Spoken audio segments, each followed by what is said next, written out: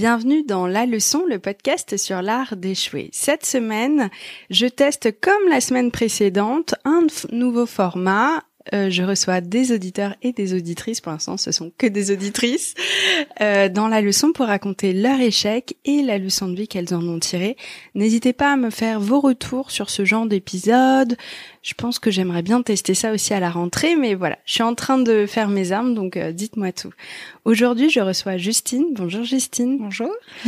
Ensemble, on va parler de ton harcèlement scolaire durant le collège-lycée, c'est ça ? Collège, ouais. Collège, yes, c'est la pire période en plus. Et des enseignements que tu en as appris, de la confiance en toi, qu'étonnamment ça t'a aussi apporté. Puis aujourd'hui, t'as carrément un podcast qui s'appelle « Persévérer pour mieux rêver ». Exactement. Donc tu t'en es bien sorti. C'est gentil. Mais on va rembobiner l'histoire et que tu me racontes. Donc, c'est la fin du primaire, tu t'apprêtes à aller au collège. Est-ce que t'as hâte ? Comment ça se passe ? T'es dans une grande ville, une petite ville ? Je veux tout savoir, quoi. Alors, je suis dans une assez petite ville. Je crois qu'on a 16 000 habitants dans le sud de la France. Ouais.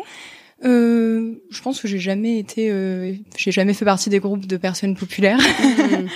Donc, j'avais toujours une ou deux amies, mais dans l'ensemble, ça allait. Enfin, j'étais assez contente. Je faisais de la natation, je nageais vraiment beaucoup, j'avais mes copines, donc ça allait.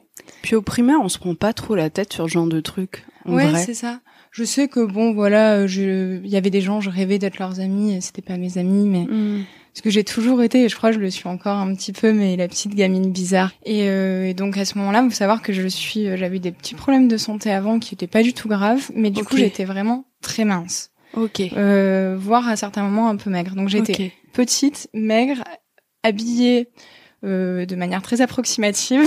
Ouais, la petite puce, quoi. Donc voilà, j'arrive en fait dans un milieu où le collège, tout le monde se cherche et généralement on a toujours le groupe des gens qu'on admire et ceux qui n'en font pas partie. C'est vrai, c'est vrai.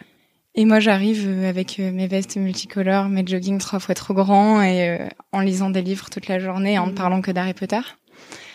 Spoiler pour mes goûts, tu sais, une meuf cool, mais pas pour eux. Ouais, c'est ça.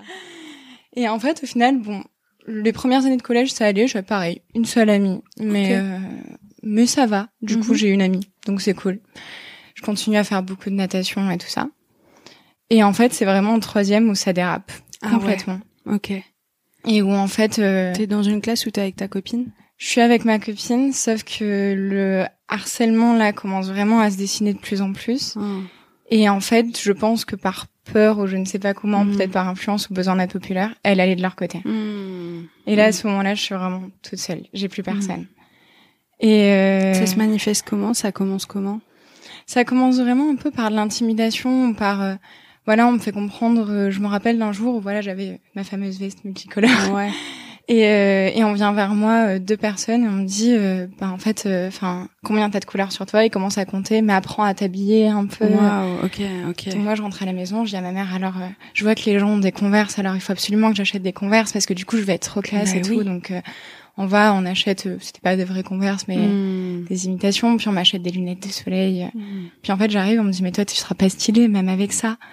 Et c'est toujours des trucs comme ça, donc ça commence par un peu des attaques. Puis après, je me rappelle d'une dispute en fait de cours de récré, mais voilà, une petite dispute normale. Et en fait, on va dans la salle de classe et je me prends une énorme gifle en disant mais tu parles pas comme ça. Putain. Donc là en fait, ça commence à devenir physique. Là ouais, c'est même le psychologique est grave parce que ça a le même impact sur le cerveau, mais là ça passe à un degré. C'est ça. Et là c'est hyper humiliant en fait. Et là je commence à me dire en fait je suis nulle. Et en fait tout le monde me déteste et en fait, c'est ça qui est très pervers dans le harcèlement, c'est qu'en fait, on se rend pas compte on se rend pas compte qu'on est harcelé, on se dit juste qu'on mérite, puisqu'effectivement, on est nul, en fait. C'est clair. Et ça arrive, en plus, comme tu le disais en introduction, merveilleuse période que le collège, où on a des boutons plein la tête. Ouais, ton corps change, t'as des hormones que tu captes pas. C'est ça. Et déjà, ce qui est compliqué, c'est que, du coup, au collège, normalement, la puberté a bien commencé à se faire. Et moi, je continuais toute petite et toute maigre, quoi. Mais j'étais tellement comme toi, c'est ouf.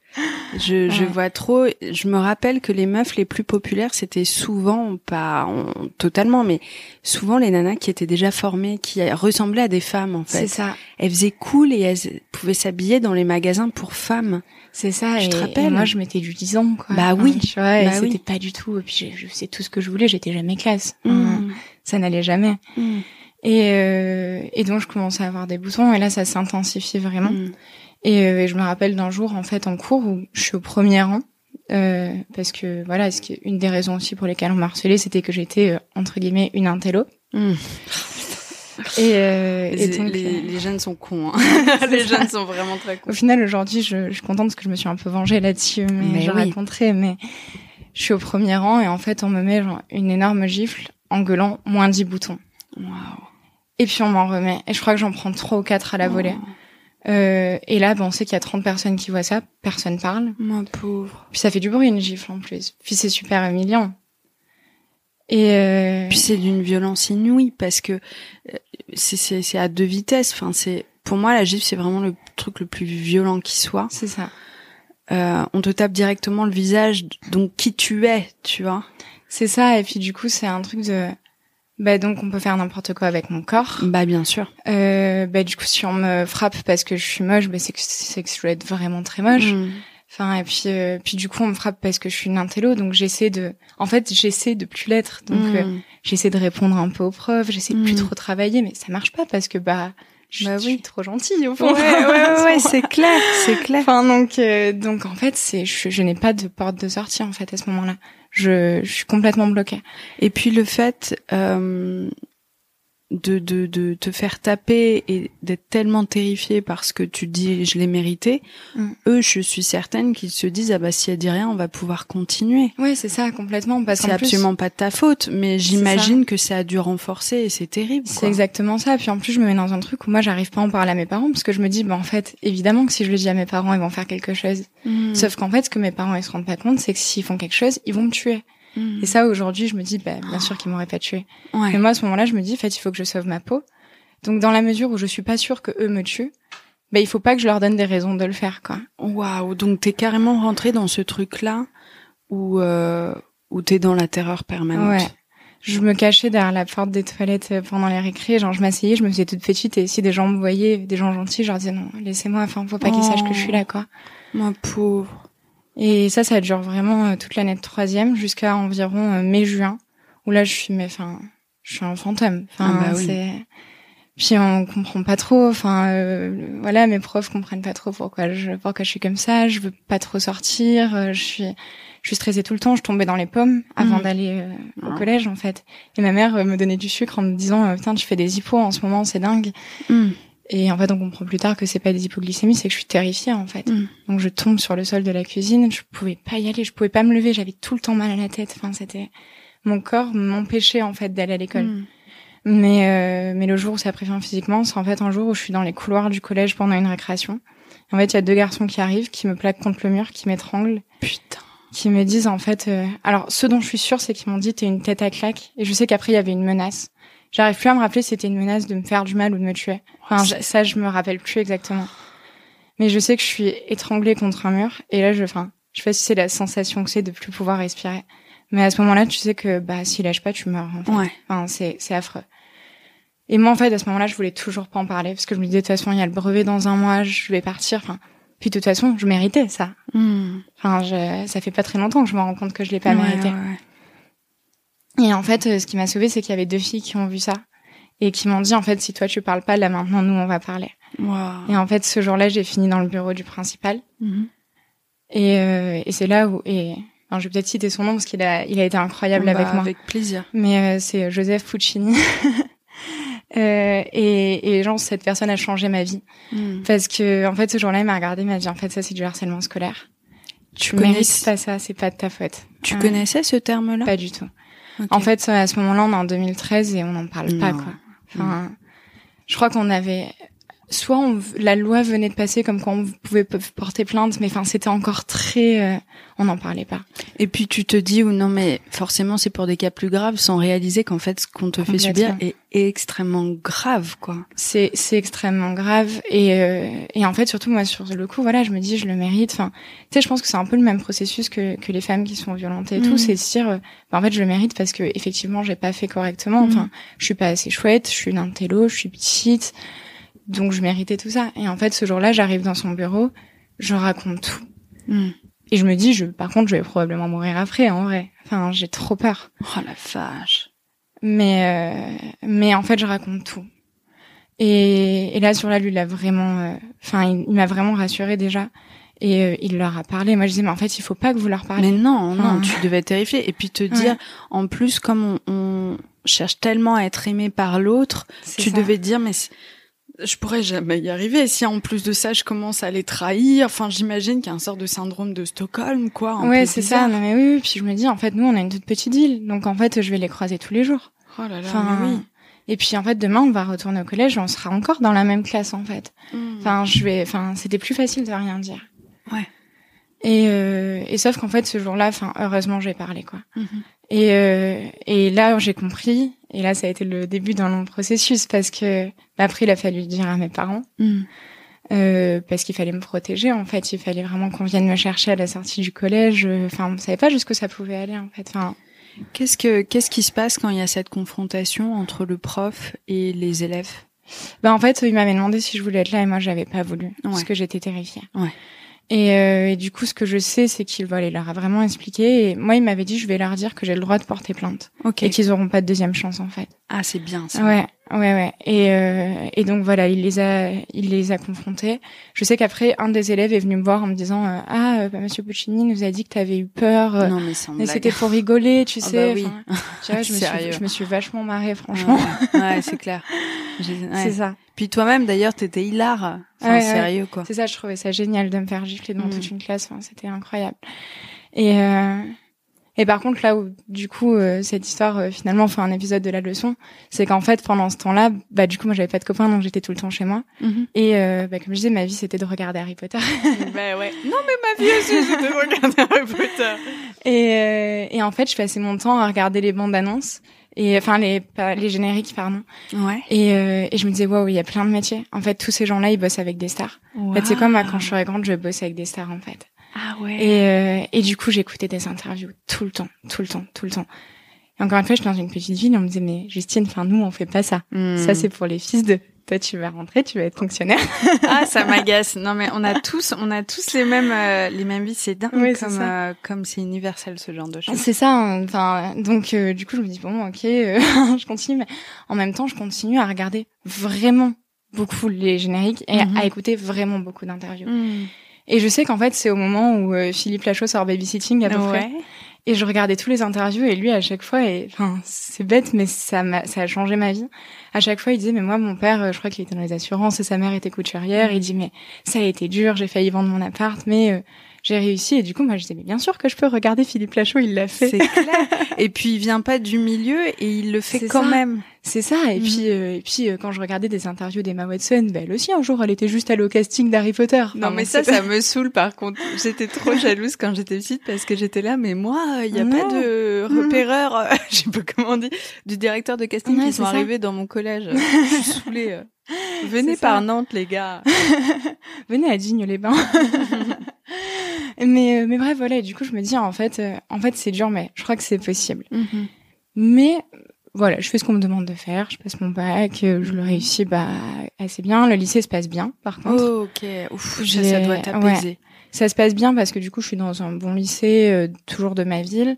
Mais alors, tu t'as changé d'endroit? Ouais, le collège était différent du lycée. Ok. Et en fait, on avait 3 lycées dans ma ville, le scientifique, le général et le professionnel. Ah, c'est dingue que ce soit divisé en 3 comme ça. Ouais. Okay. Et du coup, ça m'a permis d'être séparée de mes harceleurs. Mais génial. Donc ça a été vraiment une bouffée d'oxygène. Et surtout, là, je me retrouve avec d'autres personnes qui venaient d'un autre collège. Mais oui. Et qui étaient aussi, entre guillemets, intello. Et du coup, je me disais, mais genre, vous a pas insulté pour ça? Waouh! Et là, je comprends que c'est pas normal. Ouais. Et puis aussi que t'es pas seule. Ouais, c'est ça. Que t'es pas seule. C'est ça. En fait, j'étais juste au mauvais endroit. C'est chouette parce que ça permet de se réinventer pour toi, de changer d'établissement. Ouais, c'est ça permet de repartir sur une page blanche, quoi. C'est ça. Et après, en même temps, mon lycée est quand même pas loin. Enfin, il est dans la même rue que le leur. Et du coup, je rentre à pied. Je pense qu'un jour sur deux, je rentre en courant. Oh, ma pauvre. Et aujourd'hui encore, 10 ans plus tard, quand je vais dans ma ville, c'est très rare que je marche toute seule. Généralement, ma mère m'accompagne partout. Je me sens pas capable de gérer une confrontation avec eux 10 ans plus tard. Je comprends. Il y a quand même ça. Mais ça commençait quand même à aller mieux. Puis, je commençais à en parler un peu. Je pense qu'encore aujourd'hui, j'ai toujours raconté que dans les grandes lignes. Mais je commençais à comprendre que c'était du harcèlement, que c'était pas de ma faute et tout ça.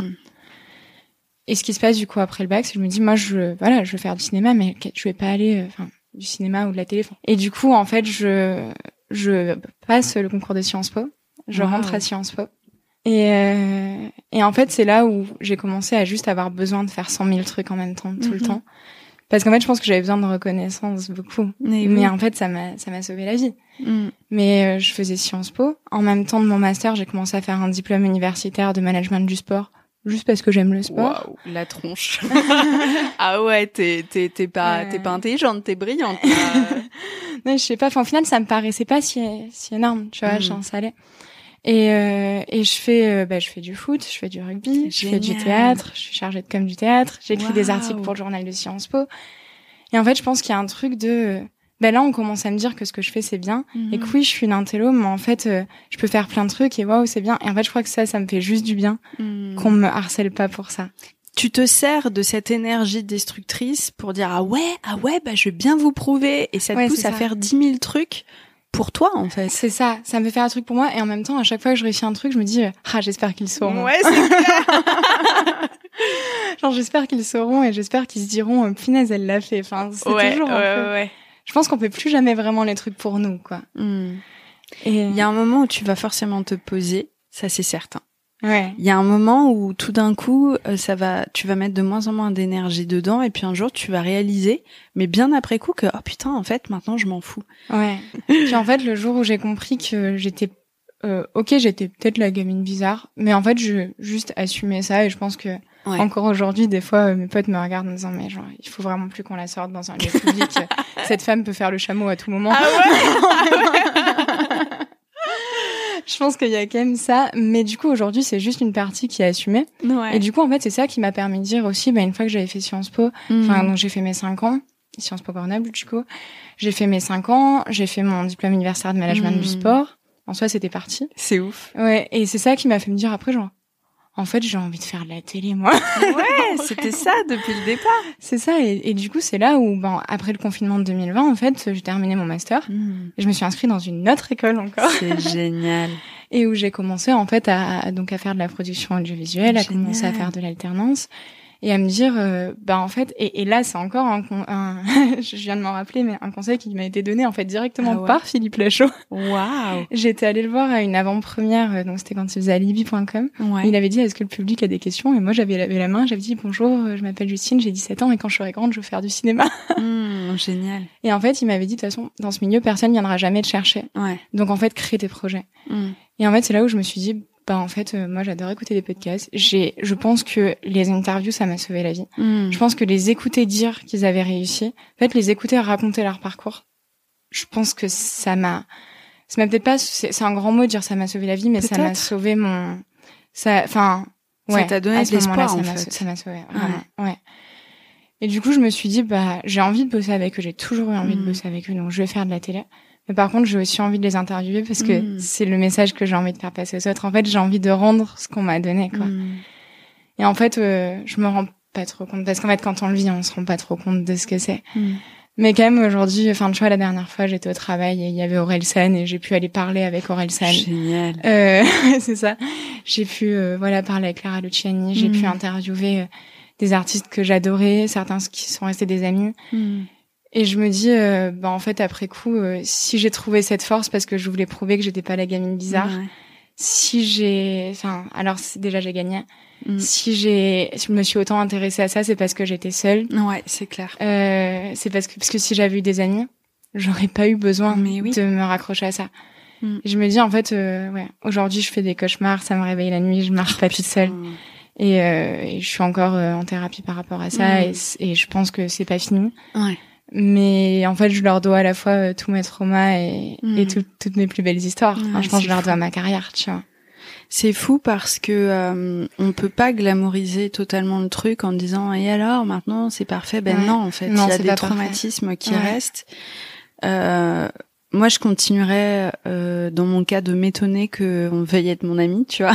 Alors qu'aujourd'hui, j'ai plein d'amis, mais à chaque fois, je suis étonnée. C'est ça. Je crois qu'à vie, il y a un truc qui te poursuit comme ça, et c'est génial d'ailleurs que tu ailles voir une psy ou un psy pour travailler dessus, parce qu'il y a un moment, en fait, c'est leur problème. Si c'était des jeunes petits cons, c'est pas à toi, ad vitam aeternam, de trimballer quelque chose que eux ont décidé de te faire subir, quoi. Merde. Tu vois, c'est ça. Puis en plus, il y a un truc de, non seulement, je une psy parce que, syndrome de l'imposteur. Mais aussi parce que juste, j'arrive pas à ce qu'on me touche. Enfin, tu vois, c'est encore très compliqué.